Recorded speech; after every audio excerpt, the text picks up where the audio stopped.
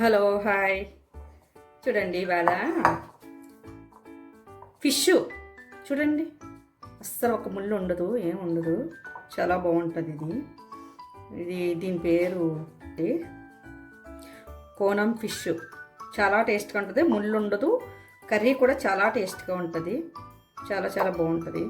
ఇప్పుడు మనం తయారు చేద్దామండి కర్రీ, కానీ ఇగురే పెట్టుకోవాలి. ఫ్రై కానీ ఇగురు కానీ బాగుంటుంది, ఇంకా పులుసు గట్టా బాగోవు. ఇప్పుడు మనం వేయవలసిన పదార్థాలు చెప్తాను చూడండి. ఇప్పుడు మనము సాల్ట్ అది వేసి వాష్ చేసుకున్నాం, నీట్గా క్లీన్గా సరిపడినంత వేసుకోవాలి. చూడండి, పసుపు, కారం, కారం ఎక్కువే పడుతుంది, గరం మసాలా,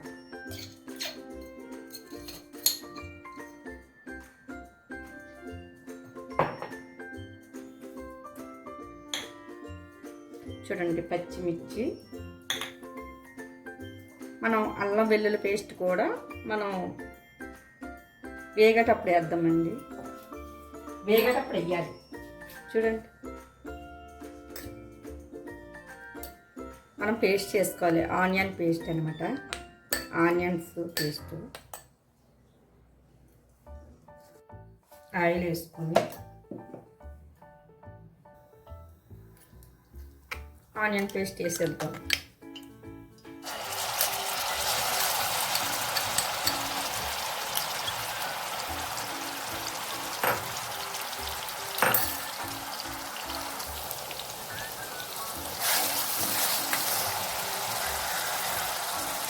ఆనియన్ పేస్ట్ కొంచెం బాగా వేగిన తర్వాత చూడండి అల్లం వెల్లుల్లి పేస్ట్,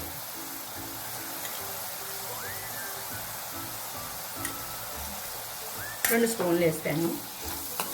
బాగా వేగాలండి, వేగితేనే దీని కర్రీ టేస్ట్ చాలా బాగుంటుంది అన్నమాట, చాలా టేస్ట్గా ఉంటుంది. ఇప్పుడు పచ్చిమిర్చి వేసేస్తాను. చూడండి నీట్గా వేగిపోయింది,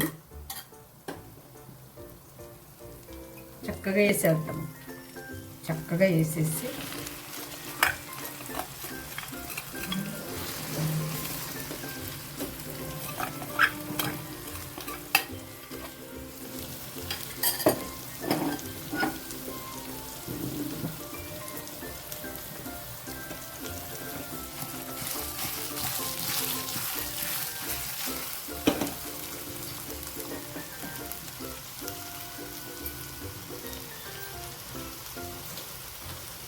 ఐదు నిమిషాలు మనం ఇలాగా పెట్టేసుకోవచ్చు.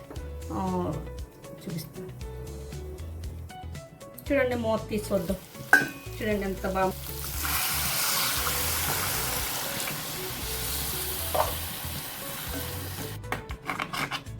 మొక్క ములిగేదాకా వేసుకుంటే మనకి నీసు వాసన రాదు. చూడండి, మొక్క ములిగేదాకా వాటర్ వేసుకొని కొంచెం మీడియం ఫ్లేమ్లో పెట్టుకొని చక్కగా నీట్గా ఇలాగా స్లోగా మంట మీద పెట్టుకుని ఉడికించుకుంటే చాలా టేస్ట్గా.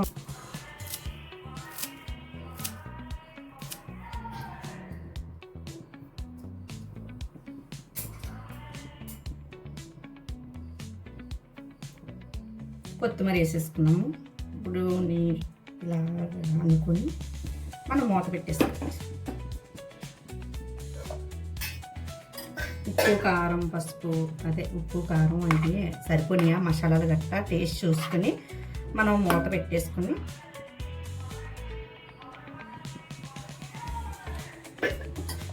అన్నీ కరెక్ట్గా సరిపోయినాయండి. కొంచెం ఉడికిన తర్వాత మూత పెట్టేస్తాం.